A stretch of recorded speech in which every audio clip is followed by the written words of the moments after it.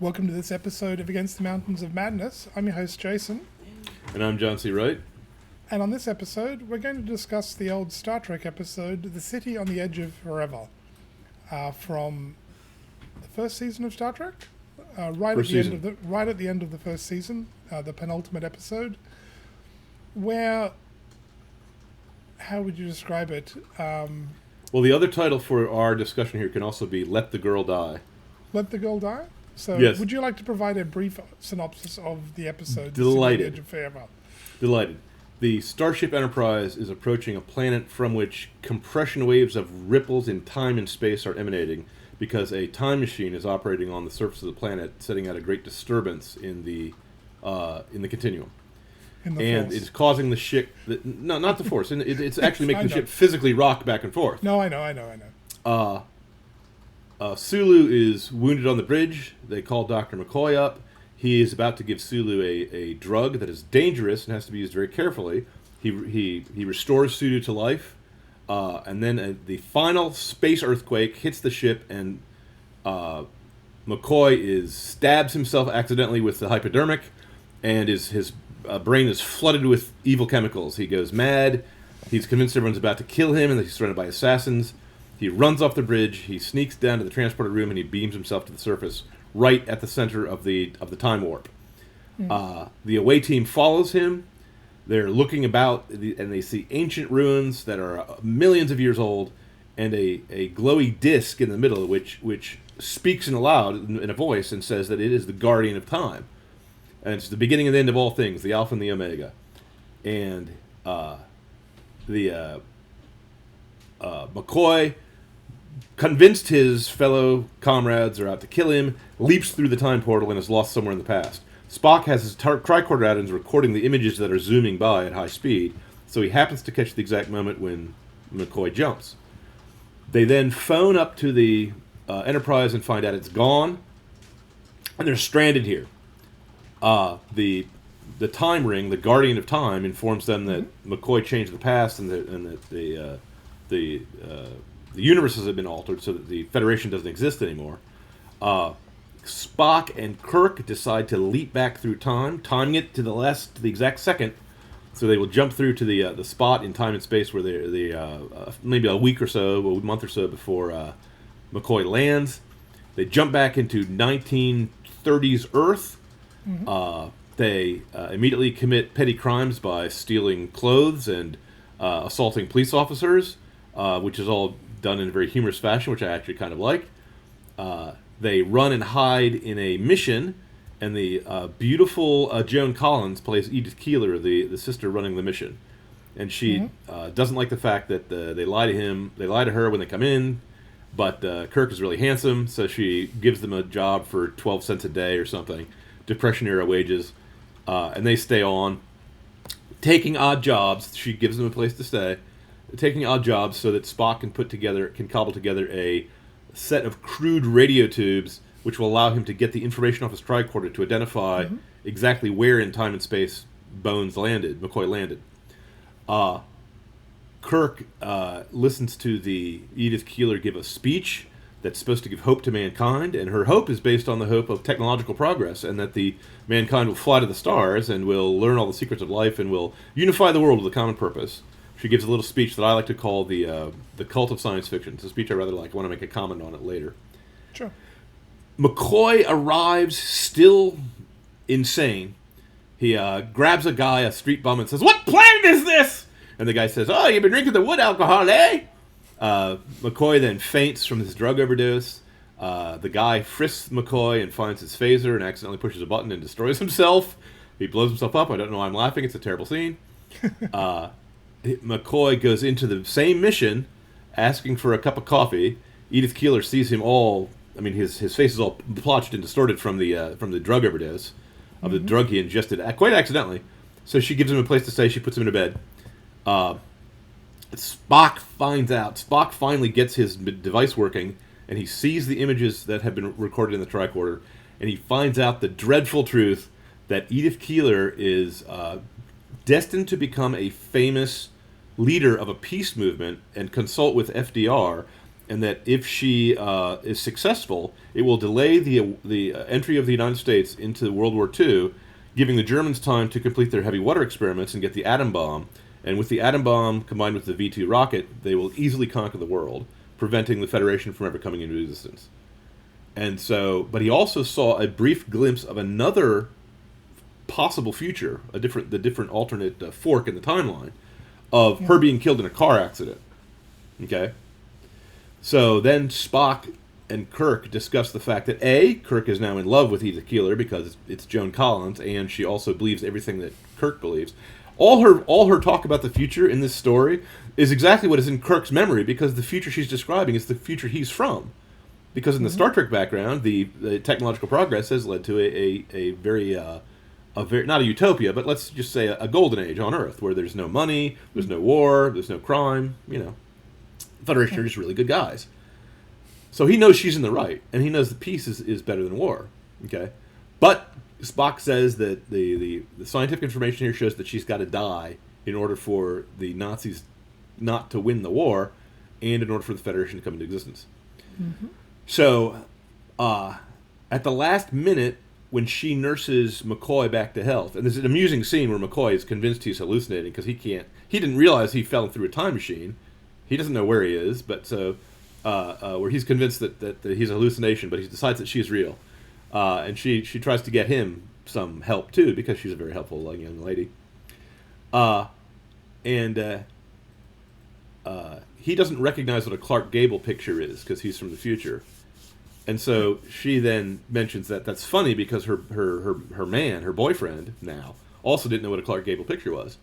So she then goes to Kirk, and she stumbles on the stairs, and Kirk catches her, and she doesn't die and break her neck. And she goes, "Oh, I've been down the stairs 1,000 times. I could have broken my neck and died horribly just then. I might have been dead. That might have been me being dead right now." And Spock just gives him the eyebrow and says, you should have let her die. And he goes, no, it's not right. It's not time. It wasn't a car accident or something like that. Something. You see what the moral quandary is.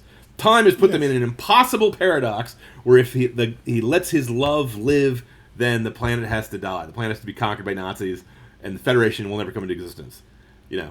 So then in the final scene, spoiler alert, she's standing in the middle of the street, paying no attention to the cars that are zooming by, and there's a truck filled with nitroglycerin or something barreling down at 90 miles an hour, and she mentions casually to Kirk that there's another guy in that back room named McCoy who didn't know what a Clark Gable picture was either, and he goes, "McCoy, he's here!" Because they were waiting for him to land. They waited for him to appear through the time machine, the time portal. So he runs back to McCoy, and McCoy says, "Jim!" And they embrace, and they've met each other again, and now the time will be fine. And then the truck barrels down on the girl, and McCoy goes to save the girl, and Captain Kirk grabs him and says, "No!" And the girl is run over and killed, and time is saved, and Kirk is sad, and McCoy says, "Do you know what you just did, Jim? Do you know?" And Spock says, Yes, Doctor, he knows. Dun dun dun. They go back to the future. The Time Ring, the Guardian, says that he can show them other places in time and space and escort them throughout the entire universe. But Kirk is having none of it. He's just sad now because this is like the third girl he's fallen in love with and had to leave behind. He's still mourning about that native girl back on the American Indian planet that he married, and not to mention the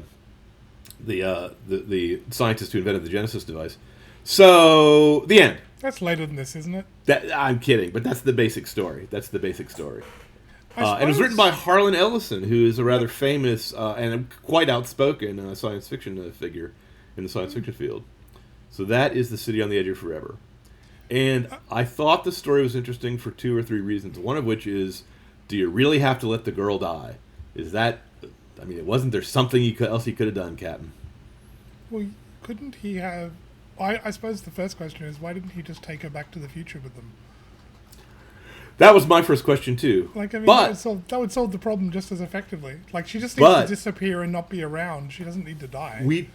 Honestly, it's an honest, good question, but in the story as we were given it, we're not sure if that's possible. We don't know if that was an option.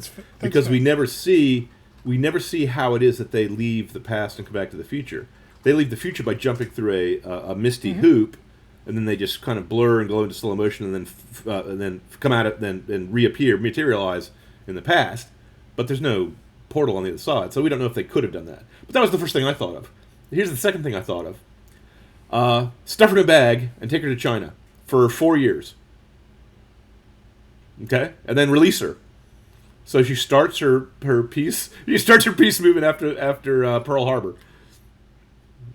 You know, so she's still in the right, and maybe she does negotiate a peace with the Nazis, and so and peace breaks out of the world, and the new Nazi democracy alliance conquers the Soviet Union and leads to a much nicer federation than the one we currently have. That's option 2. But canonically in Star Trek, the Federation, canonically from First Contact, there's a Third World War and the Eugenics Wars and other things that lead to the construction of Zefram Cochrane's starship. Hyperdrive, right. Which and it's done. They turn on the just hyperdrive, right time, it attracts the attention. Go ahead. Well, yeah, just at the time the Vulcans are cruising through the system, looking at this backwater world, and now it's ripe for first contact. So, would it have? And I mean, like, historically... No, finish your sentence. Finish your question. That's an excellent question. Would it have changed anything? Why would in the story we just saw, according to Harlan Ellison, if the Nazis were in World War II, the Federation is not there. It's not around that planet, at least. Okay. But historically, exist. But also historically... But why would it? Wouldn't World War III wipe out all the evidence one way or the other? Well, I don't know. Also, historically, say what you want about wars, and war is a terrible thing, but it's also amazing for innovation. Yes. Technology advances in leaps and bounds during wartime in a way it'll never do so during peacetime. Or be much harder pressed to do so during peacetime. Even during the Cold War, technology advanced because it had probably not as quickly as it did during the actual war.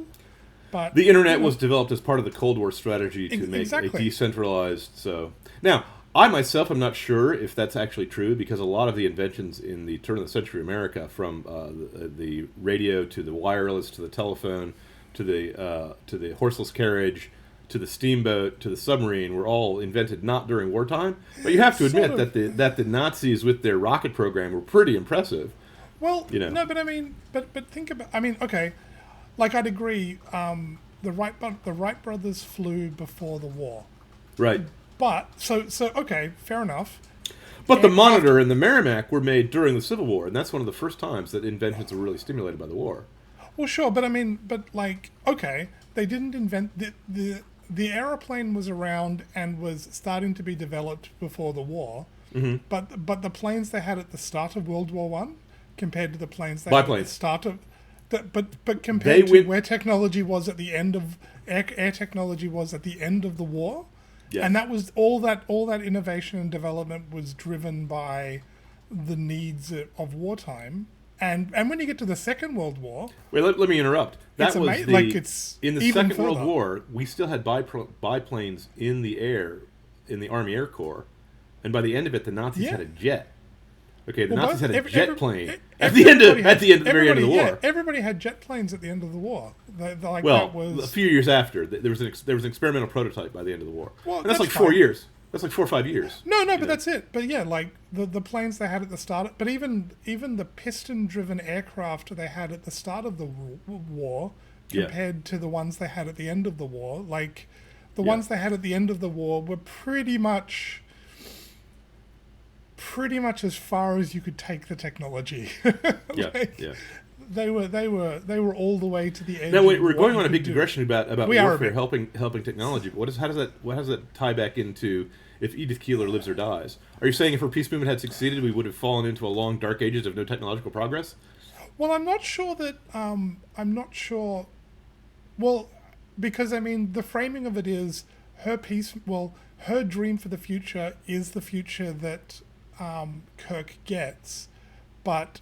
Yeah, that's one of the appeals of the story. Is Kirk is from the future she's describing. What she's describing as a utopian dream, he's lived, and that's why they're attracted to each other.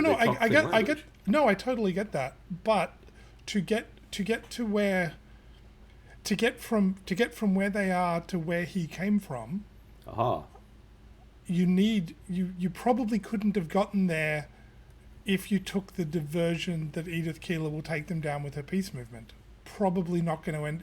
I mean, like it's interesting. I mean, it's not really touched on in the story, but they turn up in the past and they steal clothing, and that bum disintegrates himself and whatnot. One thing that there's when no that consequences to that. When the bum disintegrated himself, I turned to my son Justinian, who was watching the movie with me, and I said, "That is the great grandfather of Ephraim Cochrane, the inventor of hyperdrive." And so they've already screwed everything up. There's no coming back now. It doesn't matter about the girl or not. She dies for no reason. You know, well, I was kidding, but you know. Yeah, I mean, the implication is history is relatively resilient. Well, I am totally kidding. Changes. I did consult with the time travelers and find out who that guy was who dissolved himself.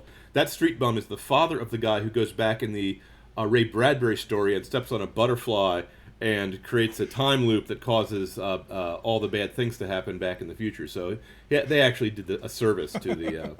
and that's why the time travelers from the year 4000 didn't come back and stop Kirk and Spock from doing what they're doing. Because here's the problem with all time travel stories. In a time travel story, you know what's going to happen because you've been there. It's your past. Okay, yeah. Kirk's past, his memory is Edith Keeler's future. Okay, and you know pretty much what's going to happen, and so you know that the bad things that you're living through now might lead to a good outcome.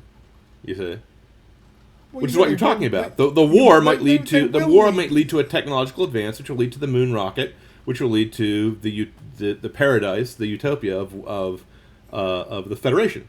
Right? Well, it's not might though. It will. We know where the fork in the road ends. Right.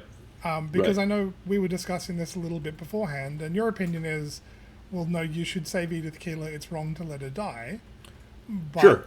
I think, and I mean, it ends up it's complicated and muddy because you could reasonably make the argument. In the normal course of events, absolutely you should try to prevent her death because that's the correct course of action.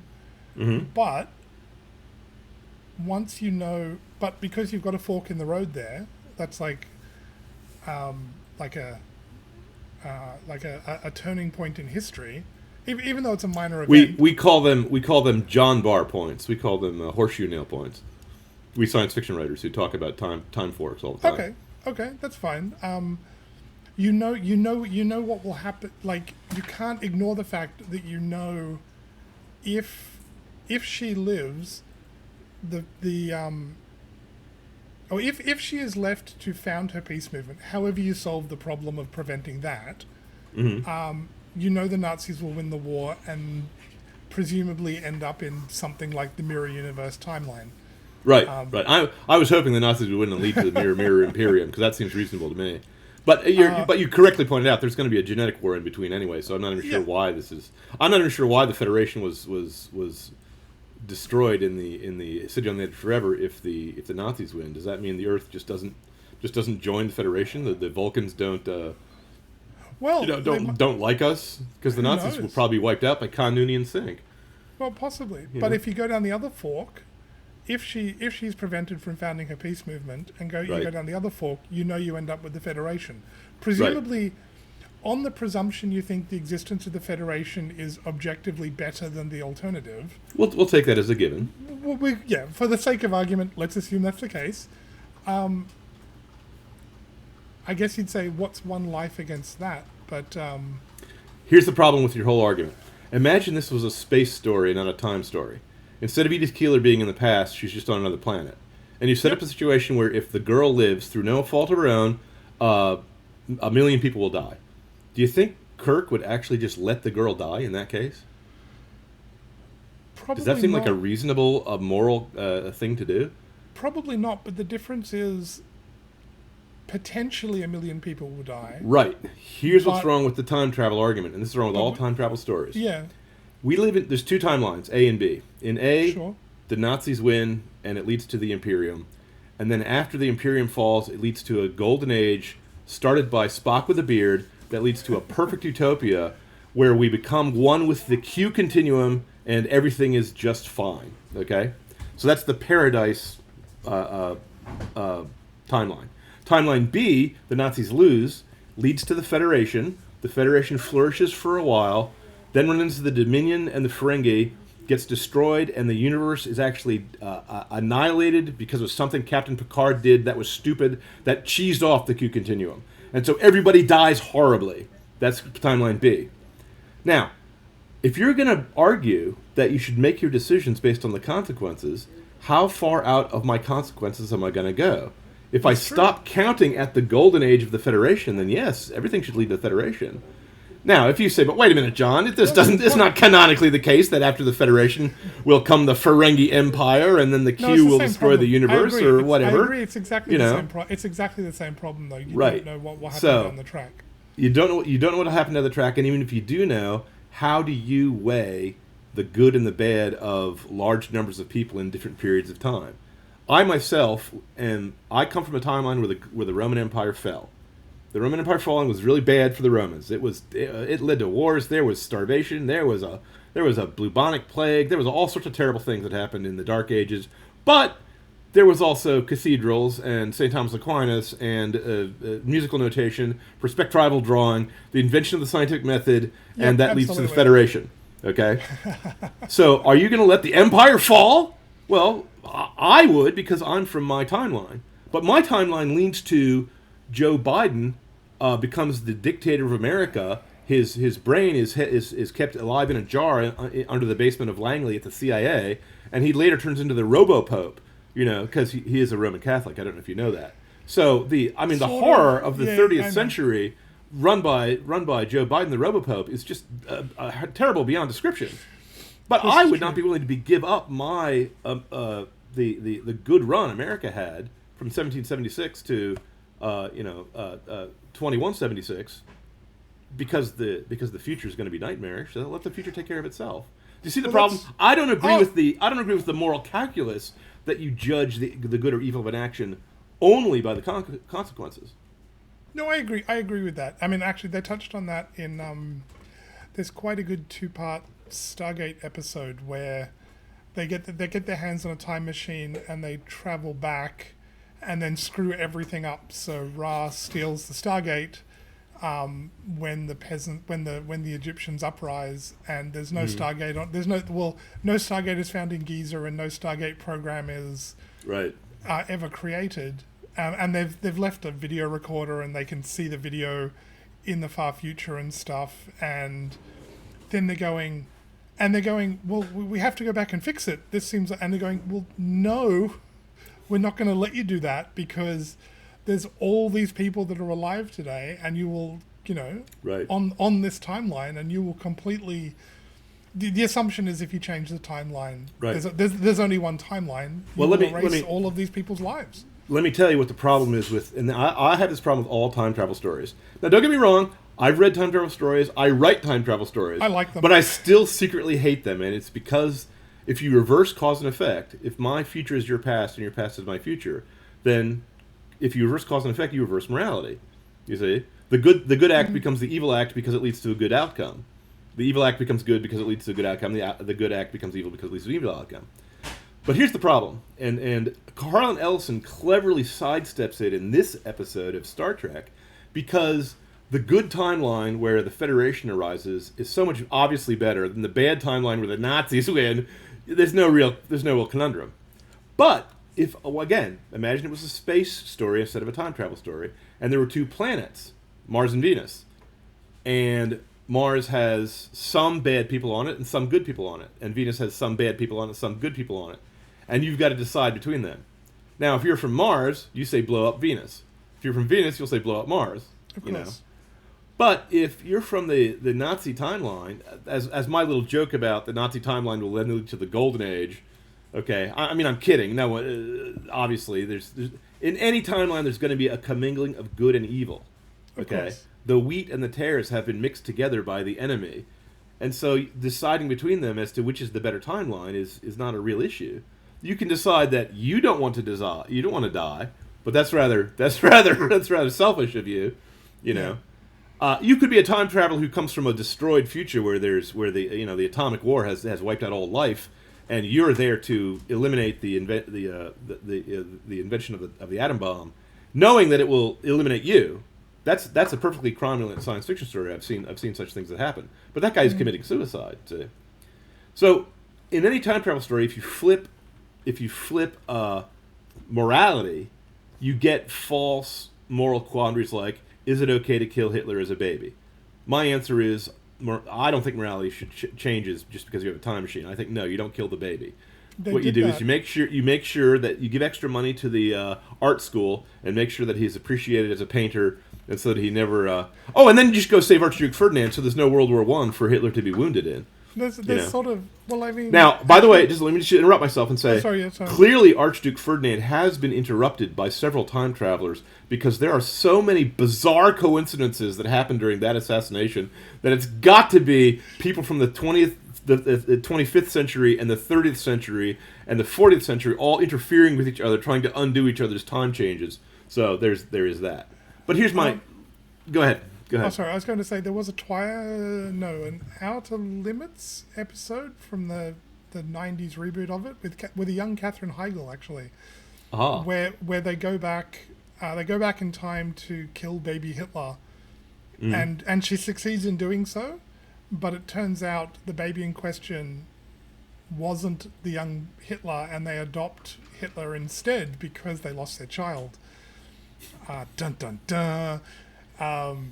And yeah, one of the ironies of time travel stories is that often when you go back and try to change the past, nothing you do happens. It just the time tricks you into the outcome that you already lived in. You make the outcome. You make happen what would have happened.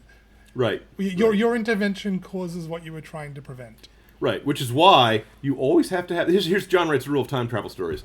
You always have to have a broken TARDIS, because if your TARDIS is working, all that would happen after you discovered you killed the wrong baby is you would go back in the past, talk to yourself and say, don't kill that baby, or you would take the bullets out of your own gun and put in blanks and then leave it in the drawer for yourself, And then if that didn't work, you'd go back a third time until you got it exactly perfect. Okay. They did that joke really well in they have a time machine in Red Dwarf, and they did the same joke in Bill and Ted's Excellent Adventure, or it might have been the second one, where they're going, okay, well, when we escape, let's from just here, decide we'll go to back leave the and keys. we will. Yeah, we'll leave Here, the the key spotted here. plant. Here it is. Excellent. Here it is. You see, because time travel breaks cause and effect, and without cause and effect, you actually can't have morality. You can't really have a plot. You can have a comedy. You can have a comedy. You can have a tragedy, but only if you only if you deliberately limit the effect. Let me tell you what I mean. In City on the Edge of Forever, Harlan Ellison rather cleverly limits the effect. Either Keeler dies and the world is saved, or she lives and the world is conquered by Nazis. Okay, that is as stark of a moral quandary as you see a child strapped to a trolley car trestle and your dog strapped to another, and the child is one you don't like, and so you're only in position to hit the switch on the trolley car to switch them to one track or another. Those are moral quandaries, right? Yeah. The moral quandary is never, the answer is never flag down the car and stop it. So because you're trying to set up a deliberate dilemma that doesn't really exist in real life. Okay, here's why the dilemma doesn't exist in real life. Suppose it was me as Captain Kirk. For one, Joan Collins would never fall in love with me. Okay, I don't look like William Shatner, young William Shatner. Two, as she's talking about the future, he says, Edith, I'm from your future. I'm a time traveler. Here's my phaser weapon. Okay, because he's still got his on him. Please delay your peace movement until after the war. Otherwise, the future will become unhinged. She says, I don't know if I can do that. Peace is really important. He says, yes, I know, but... And he passes her on the hand. And he shows her the images in the tricorder. Shows her the device. That'd work. Potentially. Well, probably may not. No. Here's why it would work. It would work because the reason why Spock and Kirk, when they went back in the time, and they can't... The first thing they did was steal clothes. Here's what they didn't do. They didn't go up to a stranger walking by and say, "Pardon me, stranger, we're time travelers in the future. Is there any place we can get some clothes, or we're out of luck?" "Oh, we'll take you to the police station. The police we have time travelers come by here all the time because we're about to go into World War II, and everyone's on edge because the time travelers keep coming by and telling us all these terrible things are going to happen."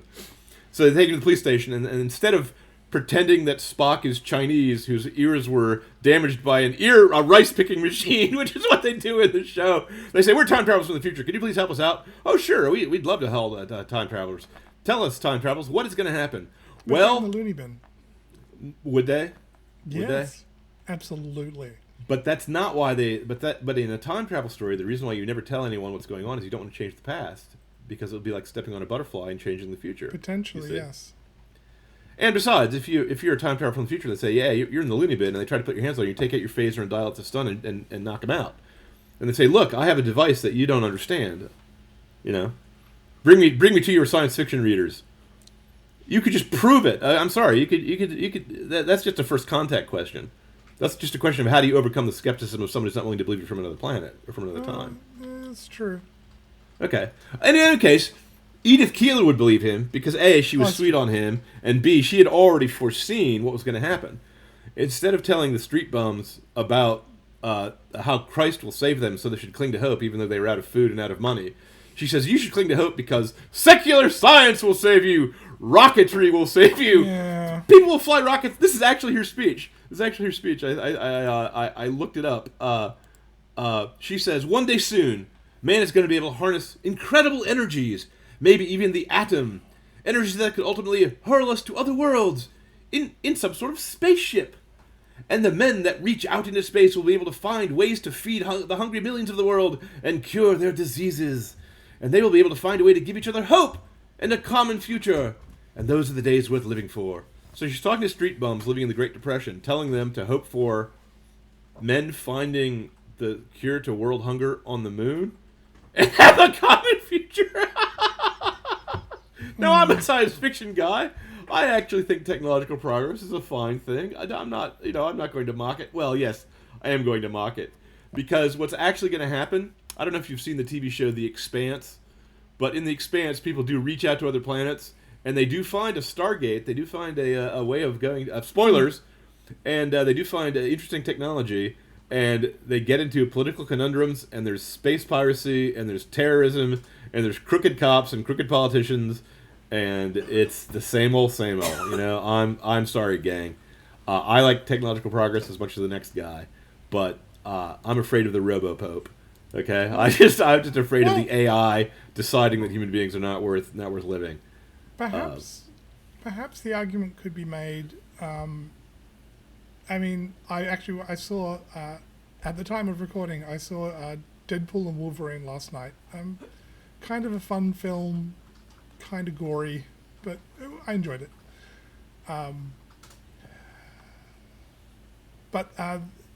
They ran with the idea taken from the Marvel Loki series of the Temporal Variance Authority, the TVA, who run around preserving the sacred timeline. The Time Cops. Basically the Time Cops. Well, another series. Do you know what I like about Loki, even though it was a terrible show? The Time Cops are clearly the bad guys. Well, but in for doing the same thing Kirk and Spock do in this episode, they kill the girl to save the timeline. Well, this is the thing. There's another series of books, The Chronicles of St. Mary's, that I quite enjoy. It's about a historical institute that they've got time machines, and they basically go back and use them to do historical research. Mm-hmm. But there's a faction from the future that are the time police who want to keep the timeline from getting screwed up and the fabric of the universe destroyed, and they take a very dim view of anybody with unsanctioned time machines and things like that, to the point that it's a capital crime to have one. There's also a short story. There's also a story by Charlie Strauss about a super machine at the Omega point of time who simply forbids anyone who interferes with the continuum because he's at the end of time and he's got enough power to time travel and stop time travel. Well, but this it's a similar idea, and of course it's a perfectly reasonable idea. The same sort of idea that there is a particular timeline, and it should... Well, actually, the Time Police books by... I forget the name of them. Was it Paul Anderson, or was it... Yeah, Paul Anderson, where in the far future, the Denalians, the Denalians. Denalians, yes. Set up the Time Police to go back in time and basically keep the timeline... Time Patrol. The Time Police is a Claude Van Damme movie.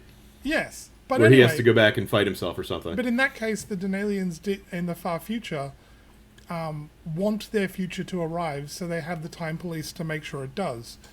I guess in all of these you have the concept of there's the correct timeline. So, in a sense, something like letting Edith Keeler die is justified to protect the timeline. I don't know whether that justifies it or not, but... Well, here's the thing about the correct timeline. That could not... The timeline we saw could not have been the original timeline, because Edith Keeler died because Dr. McCoy was prevented from saving her from the car wreck. But she would not have been crossing the street if she hadn't been going on a date with Captain Kirk, who's only there because he's a time traveler. Does that make sense? So this was a self-fulfilling prophecy. They're the ones who caused the events that led to the outcome. Well, here's the other thing that I find really amusing about the preferred. Sorry, go ahead. It gets worse the more you think about it. Yeah, they're the ones who caused her to die by going back in time. Now, I got to admit that Dr. McCoy was hopped up on goofballs. That was not his fault, you know. But why did the time portal let him go through? He should have said, "Sorry, you're drunk. We don't let drunks back in through time." So stupid time guardian of eternity. How come it didn't have a lock on its door? In any case, time travel stories. Whenever you decide there's basically a time travel story is like an Escher drawing where you see like a staircase that leads up to itself, that leads to itself. Because you reverse cause and effect. You have things. You have the effect leading into a cause, leading into a time loop. Or you say there's more than one timeline. It's like a time tree, like a branching river. There's several ways you can deal with the paradoxes of time travel.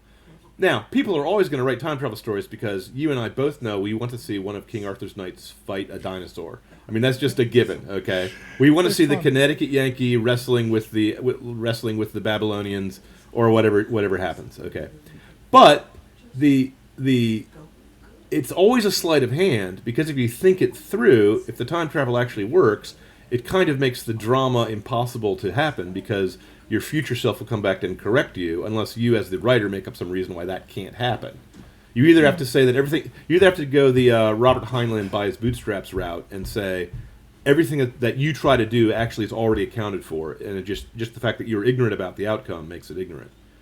But then, if the whole plot is based on you being ignorant of the outcome, you accidentally kill the wrong baby to make it so it's your baby and it ends up being your own grandfather or whatever. You know, if you go that way, then the reader is cheated of having a main character whose decisions matter. You see? Because then nothing you do actually matters. It's all written in stone. You're Oedipus. No matter what you do, you're going to end up killing your father and marrying your mother. See? Well, and in fact, your efforts to try to avoid it is what causes it, in the Oedipus story. You see? Well, if Fry hadn't gone back and become his own grandfather, he couldn't have saved us from the evil space brains. Well, that is true. That's why the time police allow that paradox to continue. You know, the time police are really, really strict, but they let certain paradoxes happen because otherwise it wouldn't lead to them.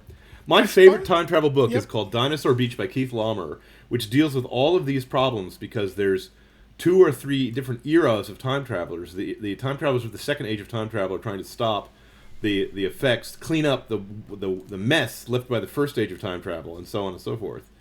And I will not spoil the surprise ending of the book in case anyone wants to read it. But in City on the Edge of Forever, Harlan Ellison sets up a really nice binary choice, and there's no third option. The idea of telling Edith Keeler just to shut her yap is not brought out as a possibility. Because he doesn't say it, but it's clear you're not supposed to interfere with the past, because anything you do might end up, changing the future. Except for that one street bum who we don't care about. He has no effect. He has no effect in the future. By the way, there's a time travel story called Legends of Tomorrow that had a riff on that, which I thought was delightful. A time traveler comes back and finds the C-list superheroes, the superheroes that no one really cares about, the TV like show, Atom Man. It got stupid by the end. It really got stupid, but the beginning was a good. The beginning was a good. It really, really got stupid. It got affected by the woke mind virus, and that killed it all. But the beginning postulate, the beginning premise, you have to admit, is a clever one. He goes back in time and picks people that have no effect on the time stream. It doesn't matter whether they live or die. So they're the ones who are the safe people to cart out of the time stream. There was a time travel story by John Williamson where the only way to get out of the time stream was you had to be dead, and the time travelers would land at the moment of your death and shock you back into life with their super technology. And that was the only way to make sure that you didn't interfere with your own past. See? So they were like the Valkyrie who arrive out of time, in any case. The time travel story in City on the Edge of Forever is a perfectly good one, but it leads to a very dissatisfying outcome. And here's why I'm dissatisfied even as a science fiction writer. Because the puzzle is, how do you get out of the paradox? Now, Harlan Ellison says, well, there's no getting out of the paradox. Sometimes the good of the many outweighs the good of the few or the one, which is a Star Trek idea. They play that up in the movie. You got to let the girl die. You have to sacrifice your true love in order to save the world. You know, and who's not willing to push his own girlfriend out of an airplane if it's going to save the world? I mean, I'm not, but other people are not as selfish as I am. You know, and I'm also a Christian, so I don't think that God puts us into situations where He's going to reward us for doing evil. So even if the world dies, I still go to heaven, and everyone who dies in the world is also going to end up in front of the judgment seat. I don't judge things by the ends justify the means. I think that's the way hell judges things. I do think you have to keep the ends in mind you. You know, but let me ask you a time travel question. You can go back in time, and you can stop the Civil War from happening. So millions of people will live who otherwise died. Would you do it? Because all it requires is the blacks are slaved. Blacks stay enslaved. Is that worth it, or was that not worth it? See? Do you understand the problem? Obviously, you want to free the slaves. Obviously, you don't want to have all those men die, all those young men die. In a sense, it's a difficult question because slavery probably would have been abolished either way. Like, what killed slavery? I mean, I understand the Civil War in America was fought over that, but in a real sense, what killed slavery was the Industrial Revolution. You just don't need slaves anymore at that point. Yeah. They're not cost effective. I respectfully disagree. What killed slavery was the British Empire.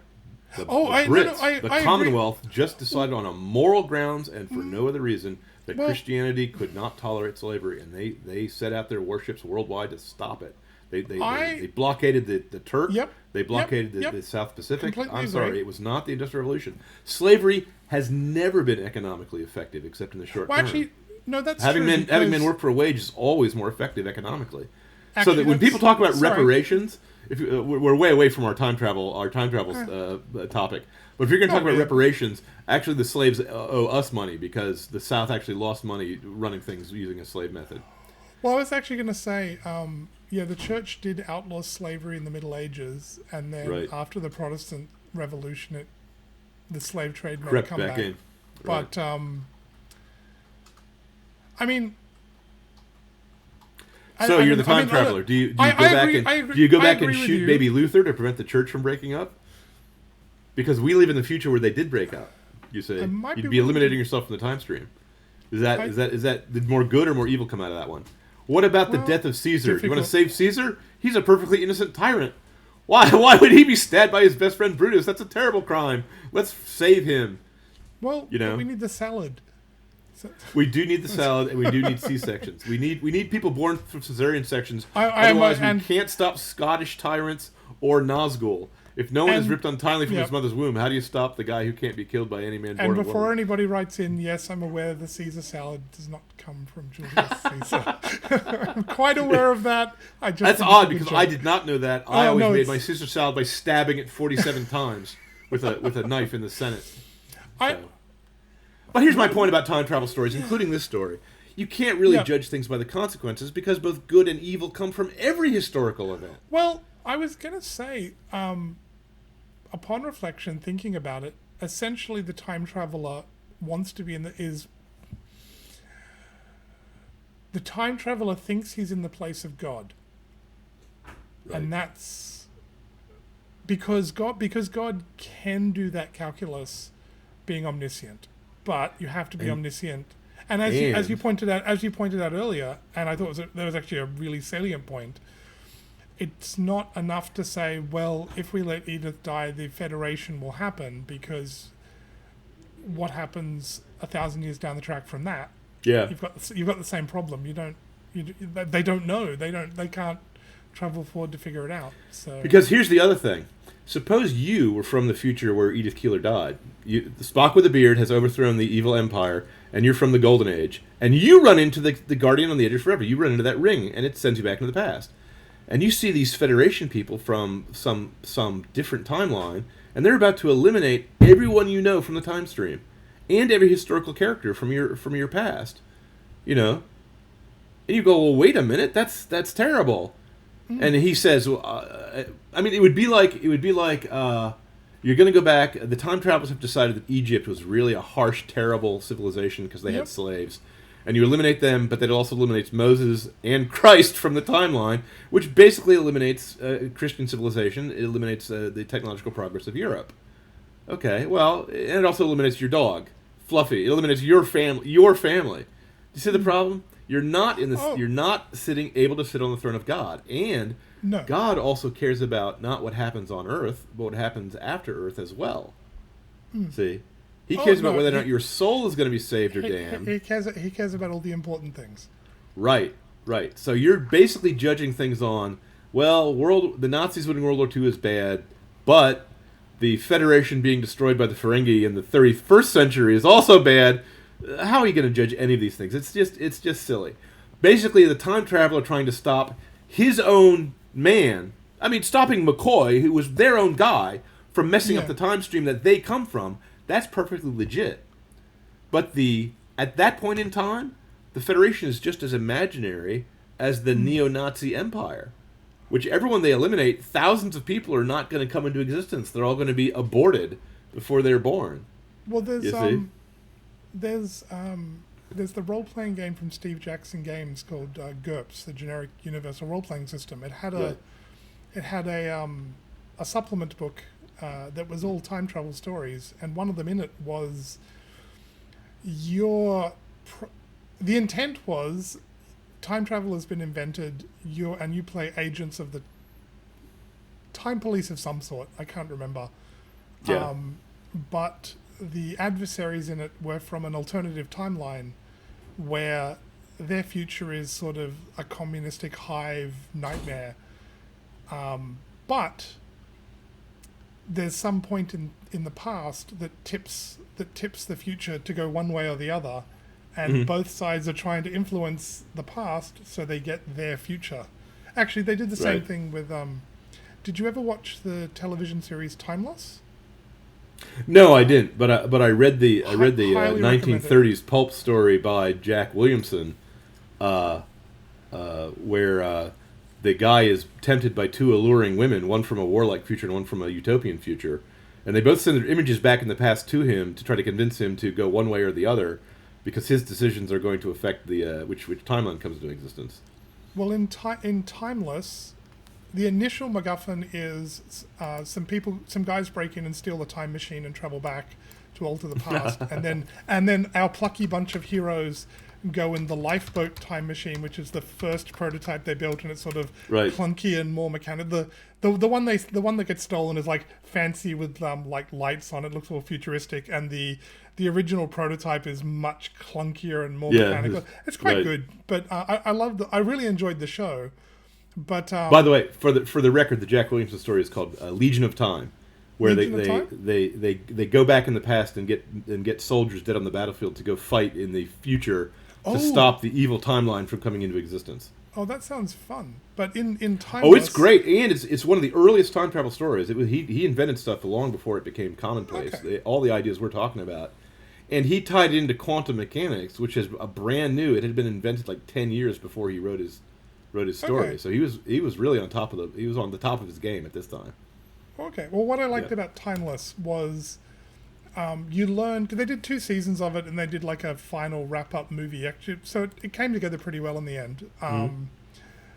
It would have been nice for a longer series, but what it turns out, what you discover as the series progresses, is the guys that stole the time machine and traveled back in time are trying to stop the evil organization that funded the time machine research in the first place, so they could go back and alter the past to build their perfect utopian vision of the future. Like imagine, the Illuminati, like that was sort of started in the 1700s, the story, the secret society that's trying to manipulate the future. I used to think they were fictional, but they're actually coming into they're actually showing their hand in this current generation. But yes, but an organization akin to that is the one that funded, researched, and invented the time machine, so they could adjust the past to get their perfect future. Mm-hmm. And so the heroes discover actually they're on the wrong side about halfway through the series, and it's great. I really enjoyed it. It's a really fun time travel series. Yep. They do a really nice job traveling back in time to various historical events. The costuming's nice. The story's fun. I thoroughly enjoyed it. Since we're discussing time travel stories, and we sort of got away from Star Trek, Past Master by R.A. Lafferty has a guy go back in time to try to save the utopian planet of Astrub, and the far future people of that era decide there's only one historical figure who has enough oomph, has enough spiritual authority to be their savior, and it's the guy who made up Utopia, Sir Thomas More, St. Thomas More.